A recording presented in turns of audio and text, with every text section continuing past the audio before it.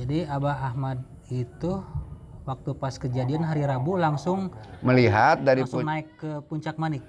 langsung naik ke Puncak Manik, melihat Sendirian? sendirian melihat itu api masih nyala, lantas tidak ada saksi, kita kembali pos 3 ke bawah golongan hitam, yang jaganya yang ada di Puncak Manik. Yang dari pos 3 ke atas itu golongan putih, yaitu yang huninya di Puncak Manik. Oke buddies, balik lagi di channel Papa Ben. Di video kali ini Papa Ben akan sharing lagi ya, tapi masih ngebahas tentang Gunung Salak. Jadi saya akan membagi trip Gunung Salak ini menjadi 3 sesi ya. Yang satu tentang pendakian yang sudah tayang videonya. Yang kedua ini tentang viralnya Gunung Salak di tahun 2012. Dan nanti yang sesi yang ketiga di video selanjutnya adalah tentang jauh atau cerita hantu. Ya otomatis pasti tentang si Gunung Salak ini gitu. Jadi itu pengalaman saya pribadi kemarin waktu muncak Gunung Salak. Ada terjadi sesuatu lah ya. Nanti tapi videonya setelah video yang kedua ini. Jadi nanti yang ketiganya. Nah di video yang hari ini yaitu tentang viralnya Gunung Salak ketika tahun 2012 ya.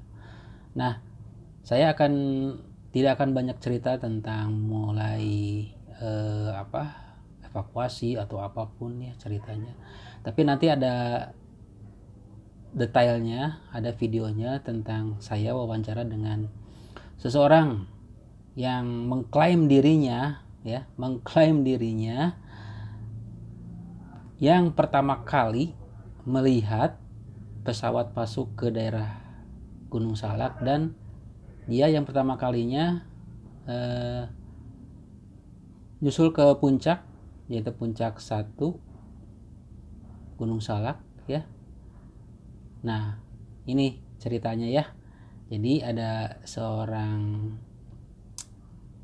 sesepuh di sana ya yang telah banyak cerita kepada saya. Jadi dialah orang pertama kali yang melihat terjadinya kapal menukik dan terbentur ke tebing Gunung Salak.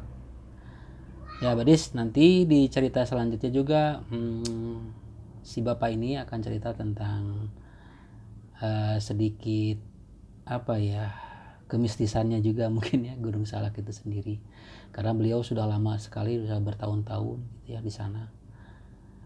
Nah badis, kita lihat aja videonya wawancara saya dengan seorang bapak yang sekarang juga memang dia jaga parkiran motor yang mau muncak ke Gunung Salak lewat via Cimelati ya. Nah bapak ini ya. Oke, langsung aja kita wawancaranya disimak. Gaskeun.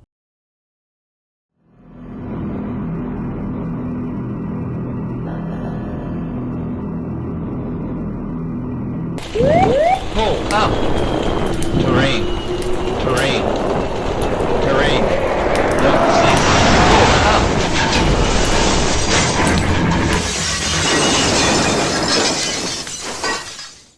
Assalamualaikum, balik lagi di channel Papa Ben. Hari ini Papa Ben akan menemui Abah Ahmad Sapei. Nah, Abah Ahmad Sapei ini adalah yang pertama kali melihat kejadian kapal Sukhoi yang Superjet 100 ya, yang terjadi kecelakaan di tahun berapa Pak? 2012 bulan 5 tanggal 9 setengah 3 harinya hari Rabu. Nah ini salah satu saksi hidup yang melihat kapal yang sedang menukik. Abah lagi di sini ya? Saya lagi duduk sama istri sama anak, saya lagi ngopi. Setelah kapal itu langsung ke Bogor, balik lagi tertutup awan masuk ke Gunung Salak. Setelah masuk ke Gunung Salak, itu kapal nyangkut di ketinggian 700. Di antara dikelilingi 3 gunung. Gunung Puncak 1, Puncak Manik, Puncak 2, seberang Gunung Sumbul. Itu nyangkutnya di ketinggian 700 di bawah Gunung Sumbul. Di bawah Gunung Sumbul. Di bawah Gunung Sumbul. Jadi tertabrak tebingnya itu Gunung Sumbul, Bukan tabrak, itu kapal nyangkut. Soalnya itu kapal mau menuper ke depan berat. Soalnya kejarakan 500 meter. Akhirnya itu kapal belok. Soalnya tanda alarm itu diabaikan. Tidak mematuhi pelaturan yang ada gitu. Waktu itu ya. Iya, Nah, alarm nggak diabaikan itu akhirnya terjadi seperti itu. jadi Abah Ahmad itu waktu pas kejadian hari Rabu langsung Melihat dari naik ke Puncak Manik. langsung naik ke Puncak Manik, melihat sendirian melihat itu api masih nyala, lantas tidak ada saksi, kita kembali. Gitu. Kalau ada saksi pasti hari itu bisa turun ke TKP.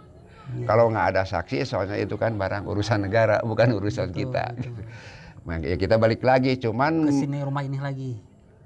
tepat lokasinya di situ. Pas hari Kamis nggak bisa nyari karena itu tertutup bangsa gaib-gaib di situ.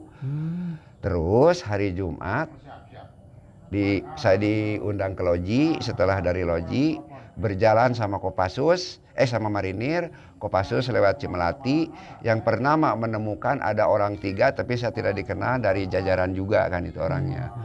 Yaitu pertama Kopassus ditambah lagi sama Marinir. Di situ kejadiannya. Waktu kejadian hari pertama kan Abah ke sana ke Puncak Manik. Iya, Sempat turun ke bawah. dilihat Waktu dari sendiri? atas, dari atas itu. Soalnya kan tidak bawa saksi. Iya. Soalnya kan kalau Ambil ada apa serpihan nggak dari sana? serpihan yang mental dari situ. Yang mentah. Dari situ. Ini Dapet. buktinya ada. Akhirnya ke bawah ke sini, nggak tahu dikemanain, namanya kan serpihan gitu. Iya, iya. Namanya serpihan kan itu barang, namanya serpihan, namanya kan barang negara lah istilahnya, antar negara dengan negara, itu kan bisnis. Nah jadi saya nggak mau sembarangan, nggak tahu kemana, nggak tahu dibuang, nggak tahu kemana gitu. Setelah itu saya hari Kamis nggak ikut nyari. Terus hari Jumat saya ada telepon minta bantuan, saya menghadap ke loji. Setelah ke loji saya doa bersama. Soalnya di gunung tertutup. Akhirnya yang terjun itu ke atas Marinir sama Kopassus. Iya, iya. Ya itu ya yang jajaran yang paling depan kan. Yang itu nggak usah dibahas lagi masalah pengalaman dia di gunung kan. Iya, Gitu. betul. Makanya dia itu bisa dipercaya gitu. Jadi saya ikut dia. Abah sempat turun ke bawah. Ikut campur Basarnas, Iya, iya. Basarnas, Tim SAR, terus lagi yang pertama itulah Kopassus sama Marinir yang ngerawat musibah itu. Ya itu makanya berjasa orangnya gitu. Maaf Bah ya, waktu kejadian sempat masukin mayat gimana Bah, waktu itu? Cara masukin mayat itu kan ditemukan ada yang kepala, ada yang putus, ada yang masih bajunya masih ada. Namanya kapal nyangkut meledak di lereng pasti hancur. Akhirnya pada putus badannya, ada usunya, kepalanya, terus lagi banyaklah yang macam-macam di situ, namanya juga kapal di dalam kapal meledak gitu. Jadi Abah sempat masukin ke kantong mayat ya? Ya sama-sama dengan petugas bareng gitu. Soalnya kan saya menunjukin petugas Itu gitu. di hari Kamis, Jumat. Hari Jumat. Hari Jumat. Hari Jumat, pertama hari Jumat turun ke bawah itu kan 2:30. Setengah tiga. Sore, ya? Nah di situ banyak petugas. Akhirnya diserahin semua ke petugas. Namanya juga kan banyak alat-alat musibah di situ seperti jam tangan, duit, handphone, segala macam. Jadi saya takut karena barang musibah gitu. Betul. Jadi di hari Kamis tidak ada terjadi evakuasi, Bah? jadi evakuasi tapi tidak kelihatan. Makanya saya bilang hari Kamis jangan dicari capek-capek. Ntar hari Jumat kita temu titiknya sudah jelas. Kita nggak capek-capek, tepat sasaran. Iya, iya. Gitu. Terus Kalau sekitar 2:30 berarti kesorean dong, Mbah ya? Kejadiannya malam atau waktu evakuasi. Udah mulai gelap 2:30 dari sore. bawahnya dari bawah naik ke atas itu 2:30, 2:30. Oh, 2:30. Bawa mayat bukti yang pertama ditemukan gitu. Itu pertama kali. Jadi taruh di atas, diserahin ke aparat juga di atas. Iya. Selanjutnya hari Jumat, Sabtunya terus ya. Jumat, Sabtu, Minggu, Senin, Selasa, Rabu sampai hari Kamis. Hari seminggu Jumat, itu ya. hari Sabtu, hari Senin tutup. Nah itu kan dilarang dicari lagi karena Sudah batas waktu itu ya. soalnya kan aparat udah menyebarkan, ditutup, nggak bisa dicari, nggak bisa Oh iya, dicari lagi. aturannya seperti itu. Iya, aturannya. Abah yang pernah lihat parasit di Nah hari itu apa saya itu? Di jadi hari apa? jadi bingung saya sejelasnya. Pada hari Jumat lihat parasut Jumat. pas turun, lagi turun. Berarti- Pertama turun hari Jumat. Ya. Parasit buka tapi orangnya nggak ada, nggak tahu mati, nggak tahu kemana gitu. Waktu lihat parasit turun, Abah posisi di mana?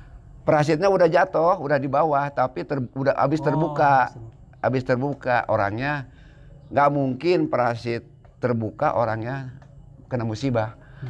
Itu yang jadi tanda tanya gitu. Berarti ada saksinya banyak Bah lihat parasit itu. Itu semua juga banyak kan Oh, itu. menyaksikan ya. Banyak sih kan bangsa Tim SAR, relawan, Basarnas kan yang itu. Banyak. Atau parasit yang buat apa sih? Keselamatan di atas Pesawat. Bisa Nggak aja. tahu itu mah, nggak Nggak tahu tahu. juga ya. Nggak tahu itu masalah itu mah. Soalnya ada aja di bawah gitu. Terus lihat mayat, itu sampai kepala, paha, namanya musibah pesawat kan nggak kayak di kendaraan gitu. Akhirnya ada yang nyangkut, ada yang geletak, ada yang ketiban.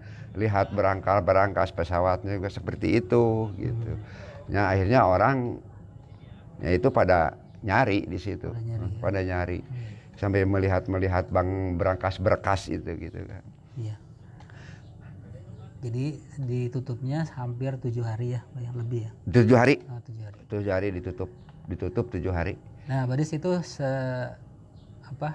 saksi dari Abah Ahmad yang melakukan evakuasi di tahun 2012 gitu. Memandu Memandu dari mulai hari pertama aja Iba ya. hari Jumat. Hari Jumat ya. Iya. Gitu. Hari Jumat. Nah, Badis segitu aja dulu informasi dan ngobrol-ngobrol dengan Pak Ahmad, Abah Ahmad ya. Yang Ternyata saya ditanya orang itu kan gini Pak, Abah ini yang pemegang di Gunung Salak bukan, saya orang kebun. Tapi kebanyakan orang ngomong seperti ini. Tapi saya nggak mau ke depan, kan orang banyak lebih ilmunya dari saya, ya. gitu. Jadi saya sharing-sharing aja. Ya, Kenapa datang ke sono dipinta doa bersama adalah saya, bukan orang banyak di sana. Ternyata saya memutuskan di sana ini waktu saya naik ke Gunung Salak, istirahat di sini ini cuma 10 menit lagi. Kita mau nolong keadaan gunung tertutup, harus kita doa bersama dulu. Ya akhirnya memutuskan doa bersama, akhirnya yang gerak marinir sama Kopassus. Saya ikut jalan Puncak 2, Kopassus lewat Cimalati, ternyata sampai ke TKP itu Kopassus sama marinir yang bergerak. Ya baru berdatangan dari aparat yang lain gitu. Cuman saya sebelumnya Kopassus itu ada yang ikut 3 orang dari jajaran siapa tuh ya? 3 orang tuh pakai baju hijau gitu. Kayaknya kayak orang penting juga itu, tapi kan nggak mengenal, soalnya ngelihat mayat begitu, begitu istilahnya berubah pikiran gitu. Orang kok seperti ini kemusibahan di sini sampai kepala, sampai pesawatnya gitu. Terus jalan ke depan, itu ada parasut, nggak tahu gimana, nggak tahu orangnya mati, nggak tahu kemana, parasut terbuka, orangnya nggak ada. Nah gitu.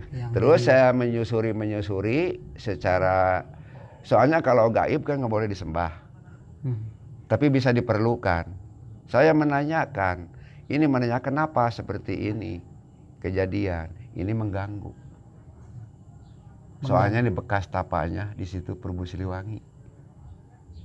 Mengganggunya, saya lagi ada rapat, ini ada kapal mengganggu kita.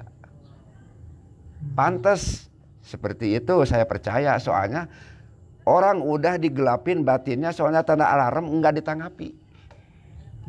Diabaikan. Soalnya kan itu yang pertama, tanda alarm. Kalau tanda alarm itu kan kita harus siap-siap. Di depan ada apa? Harus menghindar ya. Iya, harus menghindar, cari menyelamatkan. Ini kan diabaikan. Ya itu terjadi seperti itu. Gitu. Bah nih di luar dari kecelakaan pesawat Sukhoi, kan Abah di sini udah berapa tahun, Bah? Saya di sini hampir 45 tahunan lah. 45 tahun. Iya. Nah, nih ini kan banyak orang-orang bicara masalah gunung termistis di Jawa Barat ya, Gunung Salak ini.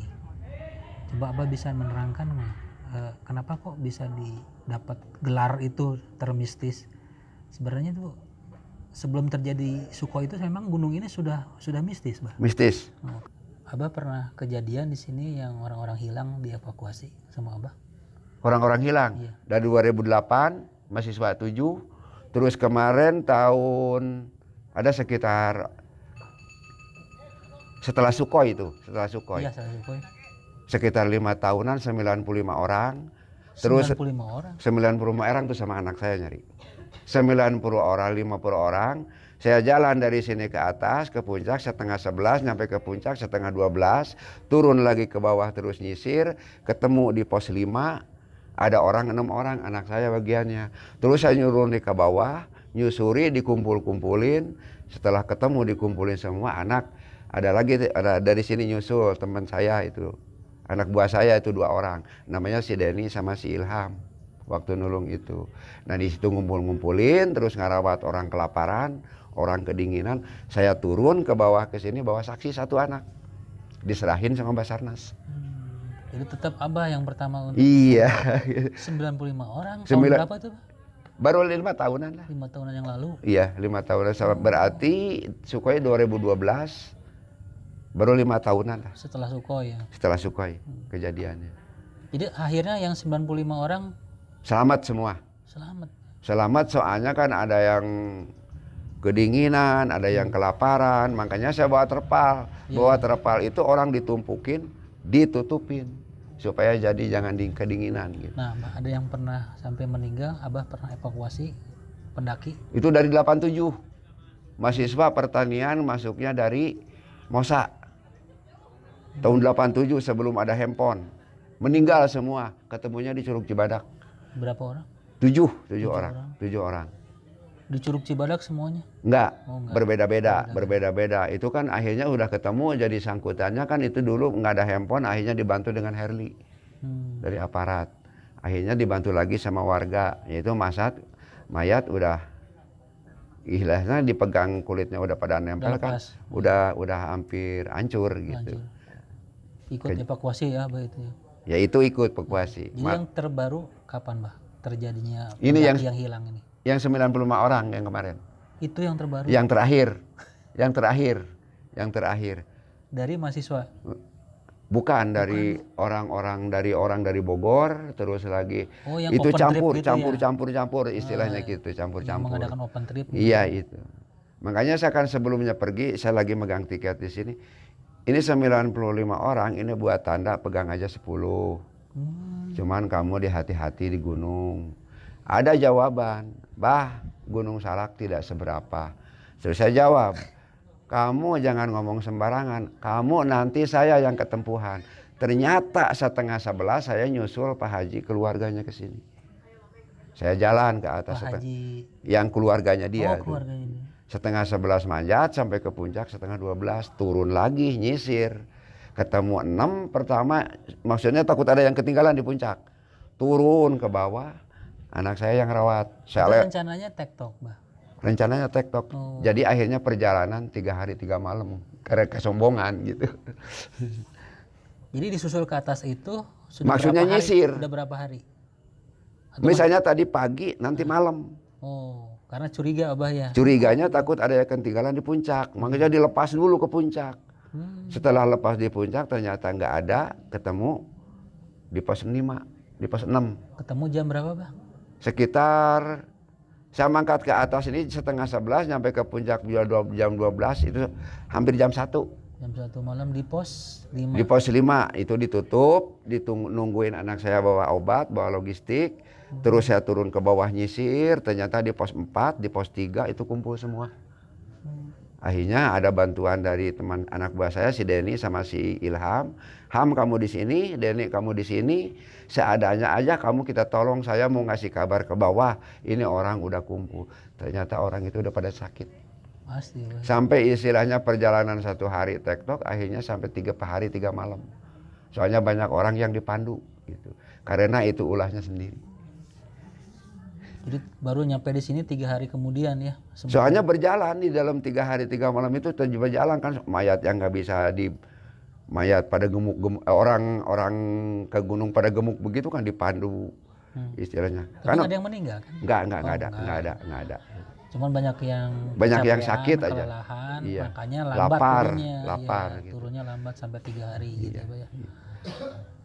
Oh, jadi itu yang terakhir ya, Iya. yang tragisnya ya. Setelah itu aman-aman aja Gunung Salaknya, Pak ya. Mudah-mudahan jangan terjadi lagi seperti Iya. itu, soalnya makanya saya sering ngasih saran sama anak yang naik ke gunung. Satu, handphone di pos 3 ke atas jangan dihidupin. Kedua, angin, kalau gede angin itu jangan kita jalan. Takutnya selagi jalan ada ranting jatuh. Kalau hujan bisa dipaksain. Tapi kalau ranting jatuh nggak diduga-duga.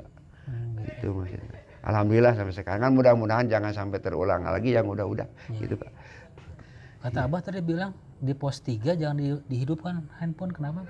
Soalnya kan nggak hidup, percuma Percuma. dihidupin juga, mendingan dimatiin Oh, itu, dari pos 3 ke atas gitu. Soalnya gini ya Pak, saya jelasin, kalau di Gunung Salak dari pos 3 ke atas, pos 3 ke bawah golongan hitam, yang jaganya yang ada di Puncak Manik. Yang dari pos 3 ke atas itu golongan putih, yaitu yang huninya di Puncak Manik, yaitu Kiai Haji Raden Uyut Hasan bin Tubagus Udin Bah Udin, yaitu keturunan dari Banten. Gunung Salak semua dari Banten. dari 3 ke bawah Golongan hitam, golongan hitam. kalau dari 3 ke atas golongan putih. Soalnya nggak jaga, yang dimaksud dengan golongan hitam, coba jelaskan. ya itu golongan hitam kan itu bangsa jin, setan, siluman. Maksudnya jangan yang di atas ini nggak mau diganggu, makanya suruh dijagain sama gituan. Makanya ke Gunung Salak hati-hati kalau ke Puncak Manik. Kita baca doa dulu khususin yang di atas. Nanti yang di bawah ini diutus, jangan diganggu ini. Udah silaturahmi ke kita. Seperti itu Pak. Iya, benar. Paham kan? Benar. Makanya ya harus Itu yang ngasih masuk, doa ya pas di atas ya. yang Jadi nanti masuk dijagain sampai bawah Pak ya. iya, yang masuk dari Curug ini, keluarnya dari Cirebon, perasaan dia di sana 3 hari, keluarganya sampai 3 bulan. Ternyata muncul di Cirebon. Munculnya di Cirebon itu dibelokin sama kakek-kakek, kamu mampir ke warung. Setelah mampir, kakek-kakek hilang. Orang dimampirin itu nanya, saya di mana? Saya di Cirebon. Kemana yang bawa saya tadi? Itu menghilang. Akhirnya dia bisa pulang ke rumahnya masing-masing gitu. Iya, yang kalau nggak salah ada yang meninggal ya, Bay. Nggak Jadi ada. Selamat semua itu. Selamat semua. Cuma 2 orang. Hmm. 2 orang. Jadi berarti perjalanan dia di sono 3 hari, kita hilang di muka bumi ini 3 bulan. Iya, betul. Soalnya 1 hari 1 bulan di alam berbeda gitu Pak. Ketemu jelasnya udah keluar di sana, dia yang nyebarin. Yang itu. Soalnya dibelokin ke warung sama kakek-kakek, yang ngabelokinnya hilang. Ternyata itu dimampirin dari alam berbeda ke alam biasa lagi. Ya saya pernah dengar itu munculnya di Cirebon Bah itu. Cirebon di warung Iya, di warung. dibelokinnya. Di warung betul. Ini dari sini masuknya dari Gunung Salak. Makanya Gunung Salak hati-hati. Di mana-mana juga sama, tapi kan di Gunung Salak ada perbedaan. Ada perbedaan soalnya kan orang-orang dulu semua gitu. Iya, iya. Terus masterisnya di sini kan ada tugas suruh ngajagain yang di atas. Yang di atas itu nggak mau dikotorin. Gitu intinya Pak. Iya, iya. Ya. Ya, Badis, barusan cerita panjang banget masalah sejarah Gunung Salak ya, dan cerita-cerita yang sebenarnya cukup untuk memberi kita pengetahuan ya, Mbak ya. Oke, Badis, segitu aja dulu ngobrol-ngobrolnya dengan Abah Ahmad apa? Safei ya. Terima kasih nih buat informasinya. Siapa tahu bahwa cerita Abah itu membekali kita kalau kita mau muncak Gunung Salak ya, Mbak ya. Insya Allah saya bantu. Nah, gitu ya. Gitu aja, Badis ya. Terima kasih udah nonton ngobrol-ngobrolnya dengan Abah Ahmad. Kita ketemu lagi di obrolan lain yang lebih menarik. Gaskeun.